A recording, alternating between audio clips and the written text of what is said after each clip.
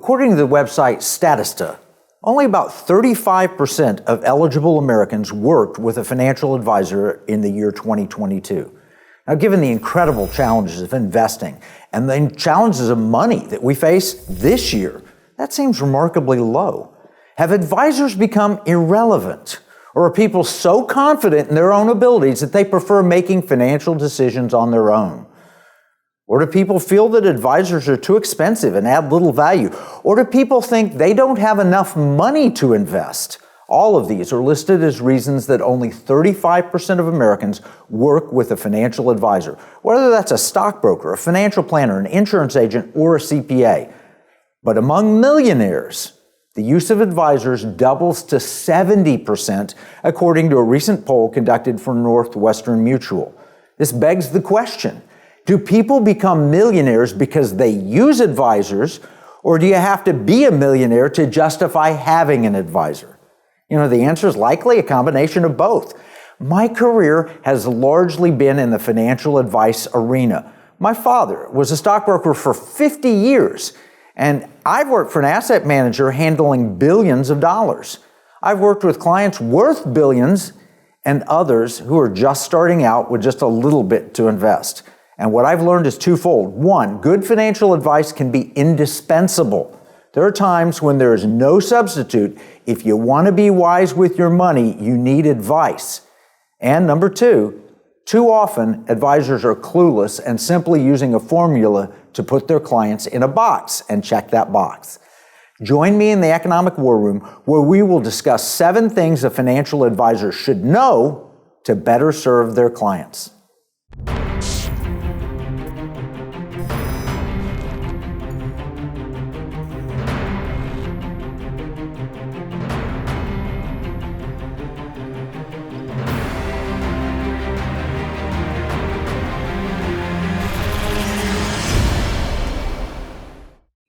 Quoting from Financial Advisor magazine, more than 8 in 10, or 84% of wealthy people indicated that they have a long-term financial plan that factors for up and down economic cycles.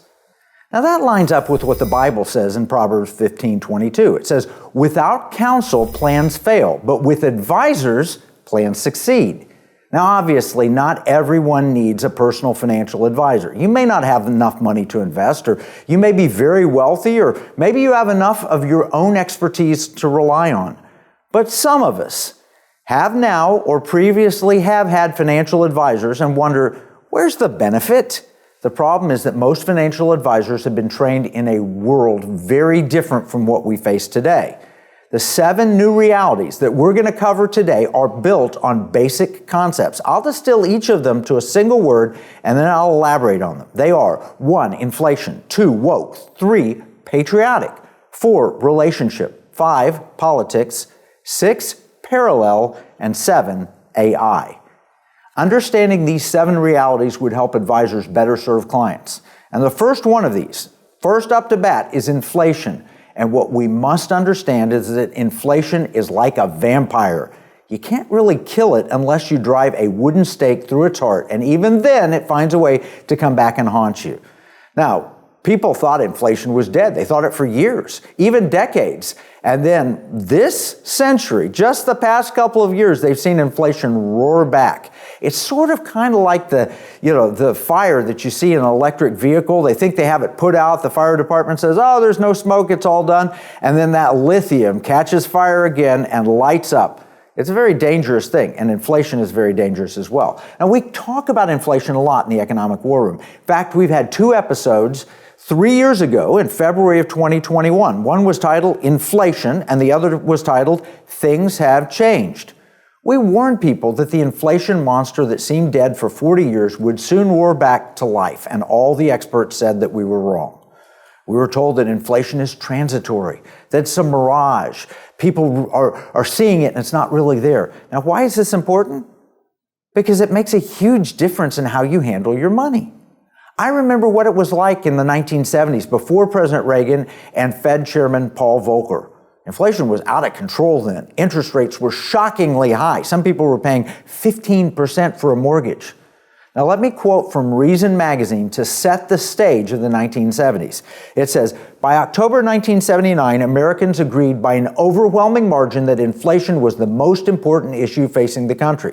A New York Times CBS News poll found that 40% of the country named it as their top concern. It's not hard to understand why Americans were so concerned. Inflation, as measured by the Consumer Price Index, hit 13.3% in 1979, the highest level in more than 3 decades. And in 1980, that figure came in at only a slightly reduced 12.4%. Inflation was eating into family earnings to the point where some were making more on paper in salaries, yet found themselves with reduced buying power. This is a reality. We've enjoyed an entire generation, 40 years, where inflation was trending down with relative price stability, yet we lost both purchasing power and just that feeling of peace when low inflation roared back into its high levels. Over the last 3 years, we've endured price shocks that have been pretty dramatic. You don't need statistics to know that it costs a lot more to eat out or even to eat at home or even to buy a home. Now here's the problem.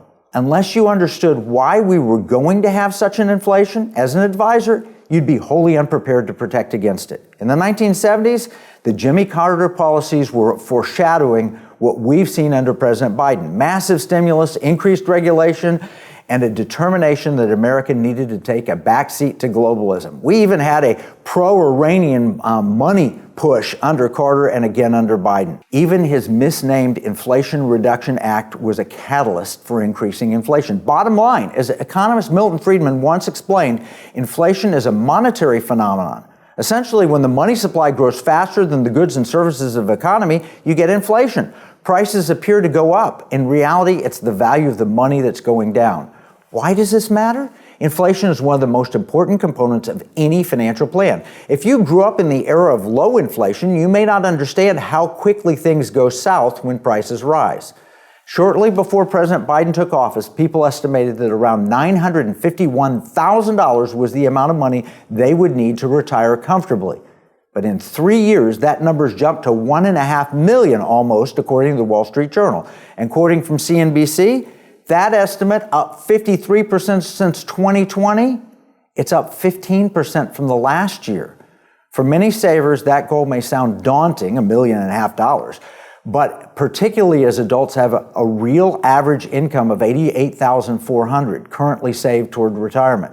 CNBC survey showed that 53% of Americans feel like they're behind on their retirement savings. We're going to need to take a break. When we come back, we'll finish up on inflation and we'll get to the other 6 important topics that advisors must know. In uncertain times, finding stability in the economy can feel challenging. But what if you could navigate economic volatility while honoring your biblical values? At Timothy Plan, they believe this balance is possible. Timothy Plan filters its volatility-weighted ETFs and family of mutual funds through a biblical pro-life and pro-family lens, so you can see competitive returns and moral responsibility, helping you to weather the economic storms. With Timothy Plan, align your investments with your values while adapting to our ever-changing culture. Since 1994, Timothy Plan has been recognized leader in biblically responsible investing. Timothy Plan, your bridge between faith, finances, and the future. Visit timothyplan.com or call 1-800-TIM-PLAN or 1-800-846-7526. Investing includes risk, including possible loss of principal. Before investing, carefully consider a fund's investment objectives, risks, charges, and expenses contained in the prospectus available at timothyplan.com. I'm Kevin Sorbo. When you spend money, you consider who you're buying from and the causes they support. If you don't, then you're likely supporting companies that are trying to destroy our country and take away our freedoms. Patriot Mobile is America's only Christian conservative wireless provider. They're a cell phone company and a good one. They offer nationwide coverage on the best 4G and 5G networks along with 100% US-based customer support. But here's the deal. Patriot Mobile's mission has nothing to do with cell phones. They carry out their mission by giving back millions of dollars every year to Christian conservative causes that are actively engaged in the fight to save America. Voting is no longer enough to beat the woke. We have to band together, support like-minded companies, and vote with our dollars. That's how we win. Stop supporting companies that want to destroy America and join Patriot Mobile today by visiting patriotmobile.com or call 972-PATRIOT. We're talking about the 7 things advisors must know to serve clients this year. Clients want to know, number 1, that their advisors at least have considered the higher than normal inflation rates. While we don't give investment advice on this show, it's not hard to discern that the need for money requires a different approach than most advisors have been taking, and it's hard to save more when everything costs more. Different investments do different during high inflation than they do during lower inflation. People often turn to real assets, real estate, precious metals, energy, commodities, but these each trade in cycles, and you need to understand when and where they work best.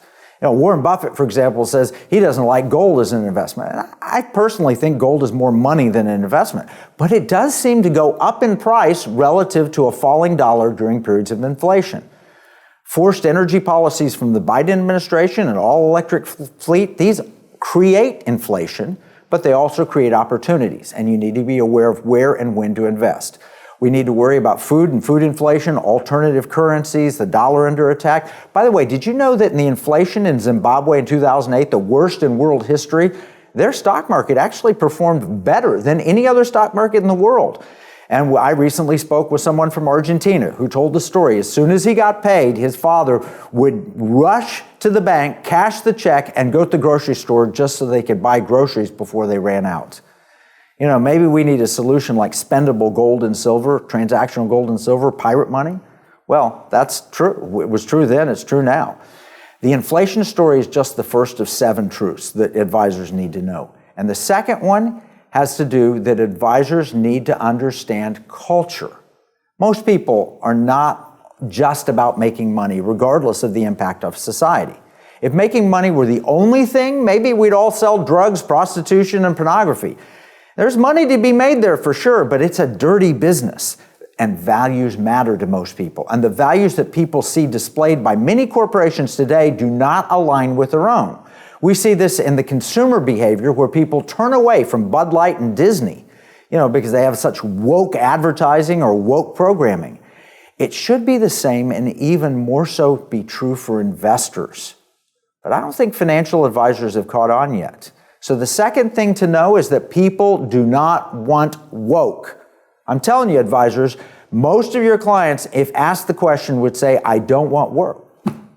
Now, if you are devout in your beliefs, you might turn away from an entertainment company that promotes things contrary to those beliefs and shun their products. How much more so should you be careful with your investments?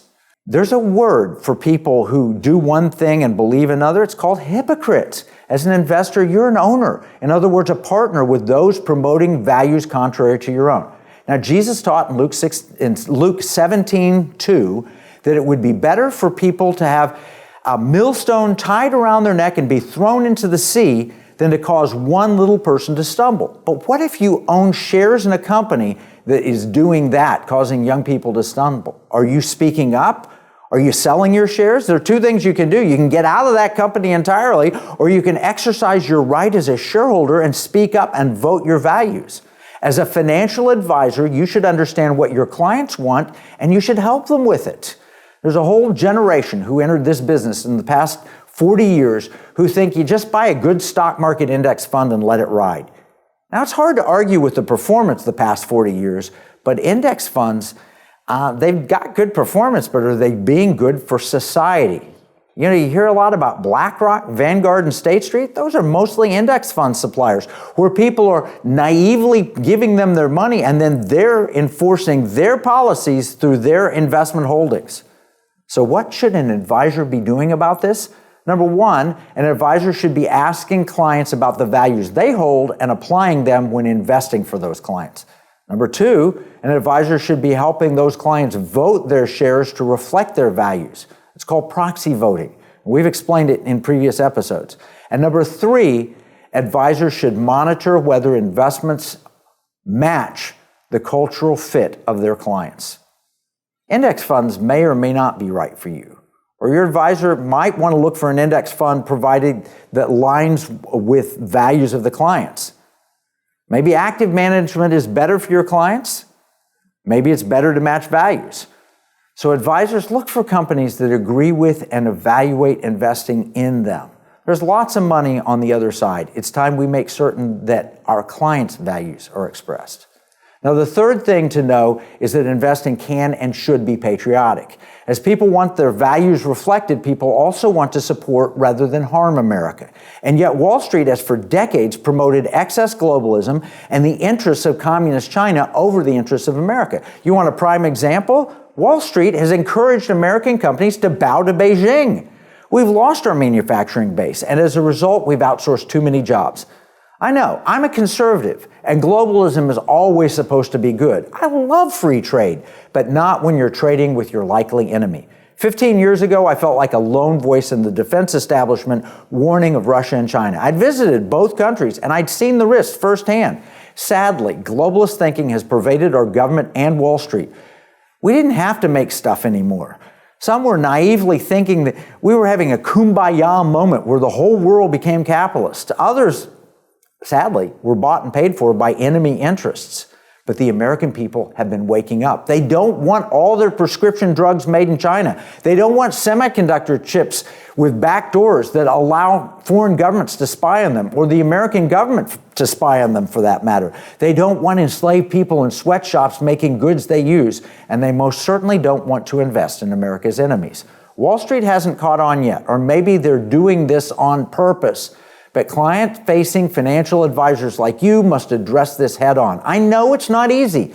That's why we created the NSIC Institute. We've talked about this a lot, and I admit this is not what it needs to be effective yet, but we're re-energizing it. So stay tuned for progress. Learn more at nsic.org.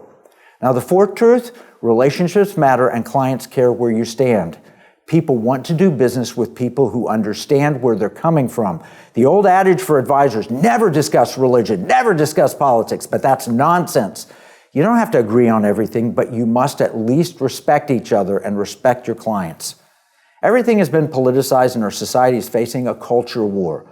In order to be trusted, clients will demand that you know what their feelings are and that they're respected and understood. Even better, for clients to know that you're willing to help them fight for their values. This will require a relationship beyond money. The left has learned this secret, but most people on the political right try to keep money separate. And that leads to point number 5, politics do matter. In this case, I'm referring to how politics can influence the investment market from an objective rather than a personal sense. Which is better for the stock market? A Republican? A Democrat? Every 4 years, you will see research that shows it doesn't really matter which party's in power, but that's misleading. We're going to have to take another break. When we come back, I'll explain exactly how it's misleading and why politics matter.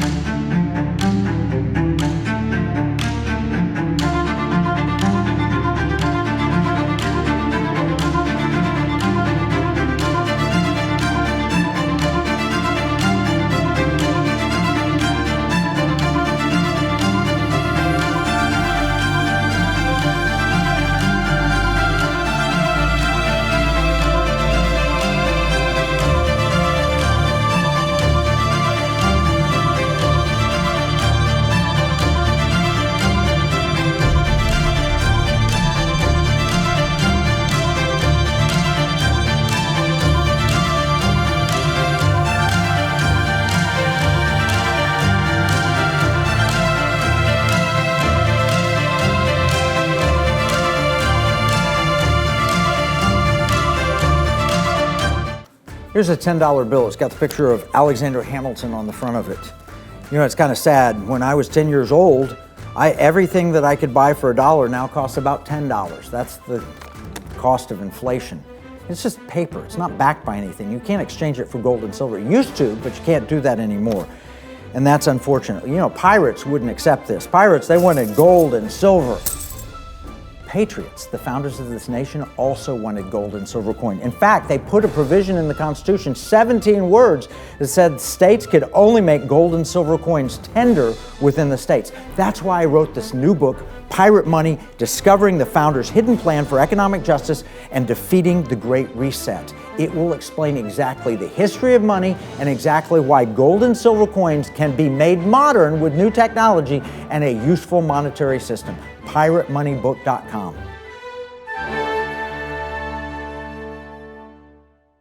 We're talking about 7 things advisors should know. One of those is that politics do matter. Now, Democrats will always include, when they analyze presidents and stock market, they'll want to start with Herbert Hoover, because that way they can link the 1929 crash and the Great Depression to Republican policies. Republicans, on the other hand, they prefer to start with Jimmy Carter and the malaise of the 1970s, so they can tout the Reagan recovery. And both sides ignore the role of Congress. For example, Clinton had great market returns when Republican Gingrich ran the House. But here's the truth. Market trends are based on political realities, but they don't fall neatly into a 4-year presidential cycle. Case in point, we are still living under the Trump tax cuts that did allow corporations to keep more money, pay less taxes, and benefit investors. But those tax cuts expire next year. So if Trump wins a second term, but the new Congress fails to extend the tax cuts, well, the Biden term will benefit from the tax cuts and the second Trump term will not. So whether good or bad, these tax cuts and their impact came from one president, but impacted his successor. But this does not change the fact that politics do matter. It's just not as simple as those looking at market performance based on who was in the White House at the time. So we have big examples. Tax rates, government incentives like the CHIPS Act under Biden. You want proof that politics matter? Look how insiders in Congress get rich. They get rich using inside trading. They perform better than Warren Buffett, maybe the world's best investor these days. Please, they're not better investors than Buffett, but they do know what policies they're going to vote in, and they know that those policies are going to impact the market. This proves that politics matters, and advisors need to wake up to this truth. Don't tell your clients, oh, don't worry about who's the president. It makes a huge difference. So, 7 things. Number 6 is a parallel economy is emerging. We've explained how people no longer will accept woke, and they're turned off by Bud Light. They're upset that big banks are closing accounts of conservatives. They're frustrated that social media is deplatforming voices that they care about, and they're tired of being shadow banned. And there are new companies emerging, Red Balloon, Public Square, Patriot Mobile, Rumble. But those companies need capital, and access to capital can be limited by Wall Street, even though their growth potential is incredible. Well, the average person, your clients, they want to support and profit from investments like that. Truth Social is a great example.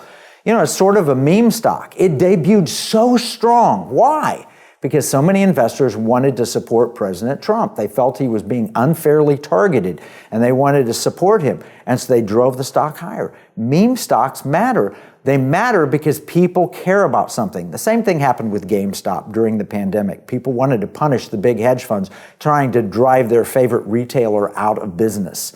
Right now, people have made investments in Truth Social. It went up big. It's come down after that. So you can't just put people in meme stocks. You got to make solid investment decisions. Most experts believe that Truth Social is massively overvalued, but that's not the point here. The reason it could become overvalued is that people are desperate to support things that match their values. Facebook doesn't do it, at least not now they censor posts and use algorithms. Twitter use has actually increased since Elon Musk took over and rebranded it as X and allowed free speech. But it's not just social media, it's across the board. The key is this. There'll be a lot of hype and hope, but in this emerging and parallel economy where big brands are being formed and built now, you should be aware because there will be many opportunities. There'll be some good ones and some bad ones. And that's why clients need advisors to help them. But advisors are of no help if they ignore the parallel economy as it emerges. The final point, advisors must know that artificial intelligence, AI, changes everything. This is point number 7. Have you studied AI? AI is going to impact how we invest and what we invest in. It can be used for control or for liberty, and advisors must not ignore it. And also, the SEC is cracking down on advisors who advertise that they use AI and don't really do that. Here's a headline from Business Insider. The SEC is cracking down on investment advisors that falsely claim to use AI. But AI should be used by advisors. More importantly, it must be understood by advisors. This is a huge opportunity. Now, we're planning an NSIC conference, National Security Investment Consultant Conference. It'll happen in the near future to help advisors understand what AI is and what it is not. How can it improve your workflow? How can it create opportunities for investors? I'm going to quote from Smart Asset, February 28th of this year, how AI is changing the financial advisor landscape. It's written by Eric Reed. He says 4 ways. He lists them: providing customer service, the advancement of robo-advisors, in other words, making advisor decisions, overall financial planning, and research and tasks. AI is the future. And it gives you the ability. You remember Doctor Strange in one of those Marvel movies, I think Endgame, where he looked at 14 million futures to come up with the one outcome? That's what artificial intelligence can do. It can game out all of the futures of what's going to happen.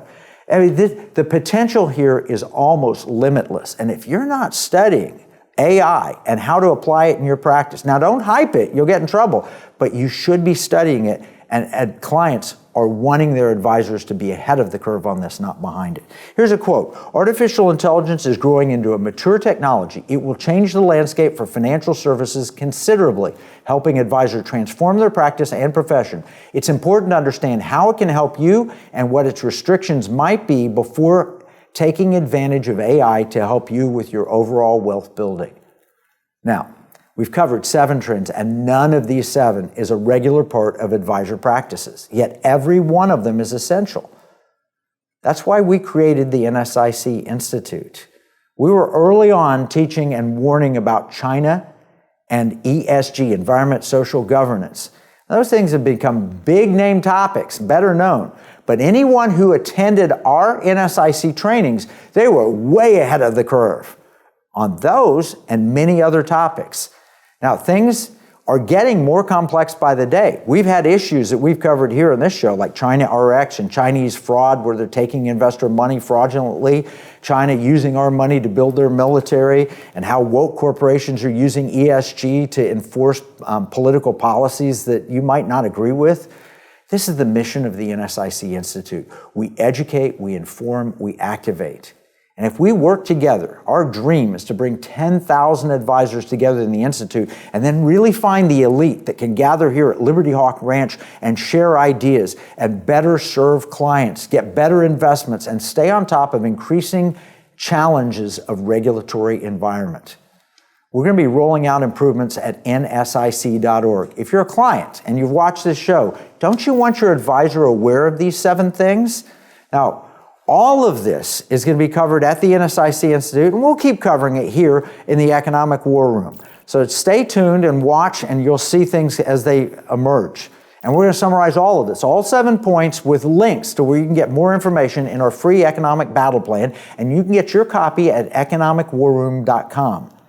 Remember, what we see as a marketplace are enemies. They view this as a battle space. This is Kevin Freeman from the Economic War Room.